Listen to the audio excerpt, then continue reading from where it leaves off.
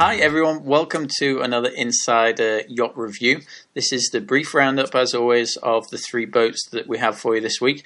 And this week have something a little different. Rather than just going through the boats that are ready to go and sort of the best boats on the market, this time I've decided to go for yachts that are prime candidates for doing a refit on. So let's go and take a look. The first one that I have up here is called Cedar Island. She is a Broward, launched in 1994. She did have a refit done in 2006, and since then she's been used by the same owners and has been very, very well taken care of. Now this one, out of the three, this is the one that I would say needs the least amount of work. It's been very, very well maintained, has a great captain on board that does a lot of the mechanical work and all of the scheduled maintenance that he can't do. He subs out to the contractors locally here in Fort Lauderdale. It spends a lot of time here in Fort Lauderdale. The main thing that needs to be done to this boat is the interior, sort of soft goods, furnishings. Just needs a breath of fresh air put onto the interior. It's in fantastic condition, but it needs a little bit of modernizing. The other thing with the boat is the teak. The teak in a few areas is getting a little thin. And could definitely use some TLC. But looking at the specs here, it's 110 feet long. The beam is right on 20 feet. The draft, it doesn't say it there, but it is 6-foot draft. So for the size of the boat, that's all fairly standard. It is aluminium hull and superstructure, so you're not going to get some of the sort of lighter and shallow drafts that you'd see on some of the Lazaras, for example, which are the fiberglass boats. A great speed out of her, 18 knots crude, 26 knots maximum. As I said, she was built in 1994, had the refit in 2006. In 2006, she had a full paint job from top to bottom. So it's the same paint that's on there now is that sort of new job that was done in 2006. She sleeps 8 guests in 4 staterooms, and they have separate crew accommodations as well. So she's a great candidate. Very, very clean boat. Has a nice aft sort of cockpit and aft deck to it, perfect for sort of water sports and things. So this is a very easy refit to do. Teak paint and sort of refresh the interior. So a nice easy one to start off with.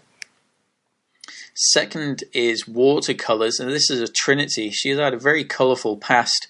Launched in 1991. She was actually purchased back by Trinity in 2003 and was owned by the owners of Trinity Yachts for the next 5 to 6 years.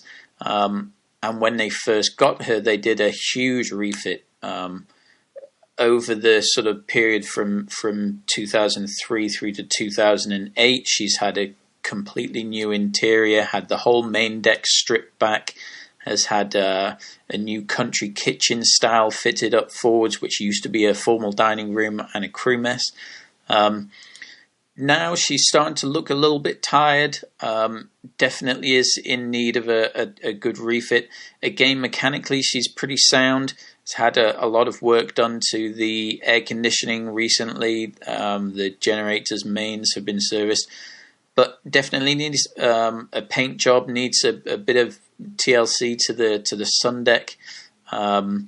Looking through the specs here, she's 115 feet long, 24.5-foot beam, which is pretty beamy for this length. The draft, I'd need to double check. I pretty sure it's 6.5 feet, but to get confirmation on that, I'll detail it in the full reviews, which are just down below. Aluminium hull and superstructure, 15 knots, cruising 17 knots is the top speed, and she sits here in Dania Beach, which is in Fort Lauderdale here. 8 guests in 4 staterooms and separate crew area as well. The interior is a really nice interior that's on here. It's all teak and holly, lots of sort of mahogany woods and playing with different tones and satin and gloss finishes. Really beautiful interior. Does need some TLC around the paint and the ceilings around the window frames, and some attention up top. And we'll go through all that on the full review, which is just down below. So last up today is a boat that's had another sort of colourful past, is Montana Moon. She's a Hatteras launched in 1995. This is actually the only 5-stateroom Hatteras that also has this aft fishing cockpit to it. So she's really one of a kind. A little bit different. She has 3 main engines in her, which increases the cruising speed up to the 20 knots. The closest match boat to this is Farinante, which is a Hatteras. I believe she was launched in 2007. Only 4 staterooms, and she doesn't have this aft cockpit here like you see on that photograph there. So looking through the specs, 118 foot long, 23 foot 10 inches is the beam, and a 6.5 foot draft. Now she is fiberglass, unlike the other 2 that were aluminium. She's fiberglass hull and superstructure. Cruising speed 17 knots and maximum speed is 20 knots. And she's up in Beaufort in North Carolina. She's actually out of the water now. She has been out of the water for some time. She did do the last sort of trip she did was from New Bern, I think, down to Beaufort, and they did a lot of sort of mechanical tests and some surveys along the way. She surveyed very well, but unfortunately with the existing owner, the funds aren't there to complete the refit that she really needs. So on the interior, it's very clean. All the photographs in the review that we'll do were from back in 2009 when the sort of issues started with the funding for the refit period. She is pretty clean on the interior. There are a couple of areas. There's one wall that I know that the veneer has come off from an AC leak. That leak has since been fixed, but the sort of cosmetics to the wall still needs to be addressed. Needs full paint, and is a good candidate for adding a sort of section to that second deck there, the upper deck, which will give you either a sky lounge or it'll give you a 6th cabin, and it'll also add a lot of real estate to that sun deck that's up there. So this is a tri-decker.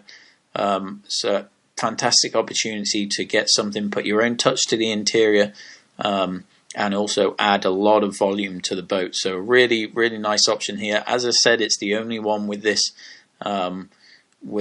fishing cockpit at the back as well, which is great. Also has a bit of a swim platform there for sort of water sports and things. So mechanically and structurally, she's sound.